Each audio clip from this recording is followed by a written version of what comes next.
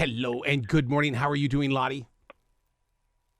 I'm very well. How are you? Absolutely fantastic. We got to start right here with the ginger and rhubarb pudding. I'm from Montana. Rhubarb grows wild. It is in my soul forever. It's one of my favorite things to cook with. It really is. It's like, it's so funny. It's related to celery, and celery is rubbish, but rhubarb is just God's gift. I love it. One of the things that teases me about rhubarb is, first of all, I love eating it raw because I like making those evil faces when you're sitting there going, oh my God. But then when you put it inside a dessert, it takes on a whole new texture and flavor. Yeah, it's amazing. It is very versatile, and I just love the tartness that it brings. There's often recipes that are just a little touch too sweet. You throw in some rhubarb and you're good to go. I got to tell you, my wife and I are really deeply addicted to the Great British Bake Off. We have been with this show since it was introduced to Americans, and I'm telling you, there's something very raw about this show that makes us keep coming back. And then you were part of this journey. I was indeed. Yeah. A couple of years ago, I was in that tent. That tent is like one of the personalities of the show. My God. I mean, the way that you guys are able to bring that artwork in a tent. How did you guys keep it all together? I mean, I didn't keep it all together. Did you see the show? I think it's tricky. Like, you're under time restraints. You've got the heat inside the tent. You've got judges looking at you. You've got 4 cameras on you at all times. And you're just there trying to remember what the recipe was that you wrote a month ago. It's tricky. I'm not going to lie to you, but it's very good fun. Was it your idea inside Baking Imperfect to it's so interactive in the way that when I'm sitting here looking at recipes, you show me step-by-step pictures of what it should look like. I like that honesty from a chef.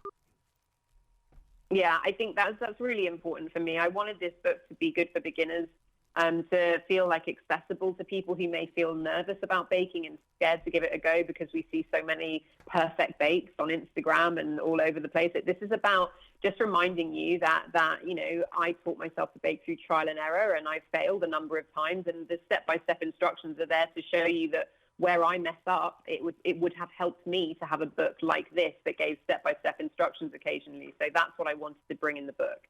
You've released this book at such a great time because we're headed into the holiday season where families will gather inside the kitchen. And this entire book here is full of so many great family ideas.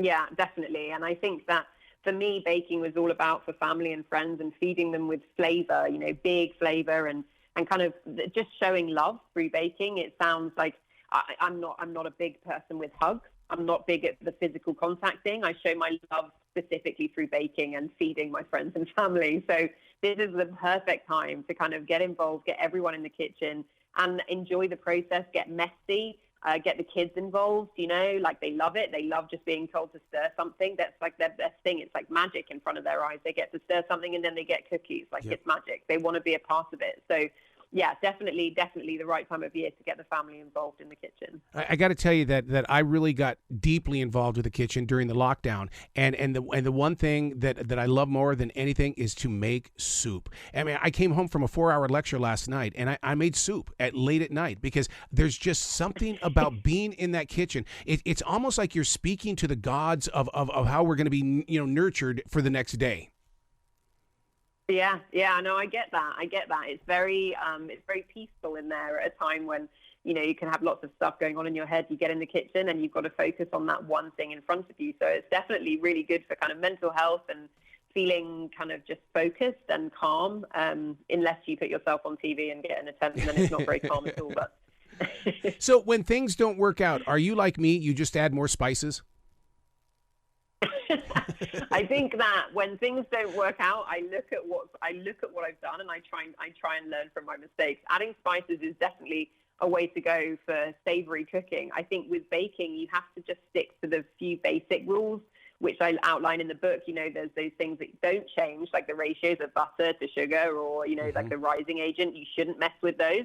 But when it comes to flavor, I'm encouraging you to go as wild as you like. So, each to their own with the spice. I love the self-description, a perpetual frustrated perfectionist. I mean, it's like I want to know how many people in their homes are going, oh my God, Lottie, she's my neighbor. I love this girl. I gotta have it. Yeah, it's interesting. Like when I was definitely a perpetually frustrated perfectionist is how I described myself before the show. And the process itself of the show taught me how to fail and how to laugh at that process. And once I'd embraced that, like, okay, so perfect isn't what we're striving for. We're just striving to learn and have a laugh and enjoy the process itself. As long as you turn out something that tastes good, I wasn't too bothered about what it looked like. And that was a really big turning point for me. And then that's how the book was born, really. You know, the subtitle of the book, first of all, the name of the book is Baking Imperfect, but the subtitle really is so relatable. Crush, whip, spread it like nobody's watching. Because when I'm in the kitchen, I don't like people watching me. So I don't know how you even survived the life in that tent. But when you're in the kitchen at home, I mean, it's like look, I'm doing something. I'll create it when I'm done. Yeah, exactly that. And that time for yourself is so important. And it's so amazing that at the end of that time that you've had this great kind of time that you spent with yourself, and that really important time, you then get something at the end of it that tastes really great as well. And then you can share that with other people, and it's full of the love and the time that you put into it. It's like the perfect combination of things. What kind of music do you listen to when you're in the kitchen? Because my kitchen, they're just in the other room, very close by. I have doves, and so the doves are endlessly singing while I'm cooking. What are you listening to? Wow. I'll be honest. I'm listening to quite heavy metal normally, because that is my calm place. I just love like the noise of heavy metal, and I've always been a metal fan. So baking to me, that means I have the kitchen to myself. I live with like a pretty large family. I live with my aunt, my uncle, my 2 cousins, my cat. So when I get time to myself in the kitchen, I just put those headphones in, get the metal on, and I'm in a zone. Like I'm in my happy place. Are we talking Judas Priest? I've been with Judas Priest. I would love to share your story if you're listening to them. I mean, Judas Priest. Listen, the old stuff, sure.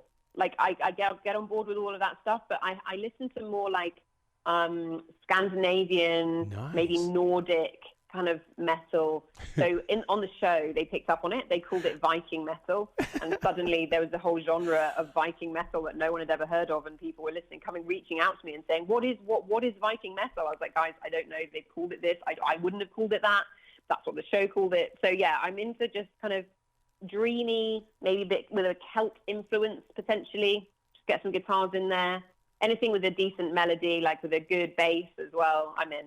Oh my God, Howard Stern, 2 of his people on his team just talked about Viking metal and they must have spent 20 minutes just talking about it and trying to describe it to people. Yeah. And so with you saying Viking metal, I'm going, oh my God, they just talked about this on Stern. Yeah, well, there you go. It's a thing. I think there's like one playlist on Spotify called Viking Metal that I've been listening to for about 5 years. I have no idea who made it, but I've never found another one. So it is obviously a thing. Wow. But yeah, that's my music. That's my happy place. Wow. So what would give you the idea? Well, it must be Viking metal that gave you this idea. Blackberry and white chocolate. Those are 2 flavors I would have never thought that could come together.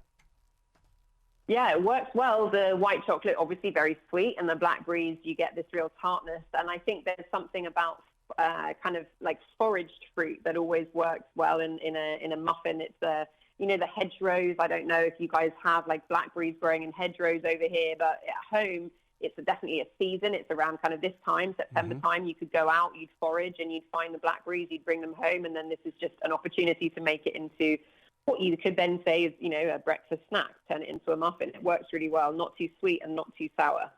This book, listeners have to understand, it is such a nice, warm book. It's and with the pictures and stuff like that, it's almost like you can smell the food. And one of the things that I got to give you a compliment on is that everybody they'll grab a grapefruit, they'll eat it, fresh out of the skin, or they'll get it out of a little jar and stuff. But you've actually made grapefruit puffs here, and it's got caramel mixed in with it. My God! And you say it's a bitter, nice little flavor to it. Yeah, that's a great breakfast one, actually. Like, it turned out, again, I'm looking for the sweet and the sour. I don't want anything to be too sweet, but grapefruit's not for everyone. And I've fed these to kids, and they still ate them, like kids eating grapefruit. It's got to taste pretty good for that to happen. And that's with a shop-bought pastry as well. It's so quick to do, and you can turn those out for breakfast in like 10 minutes. Are you going to get your own cooking show?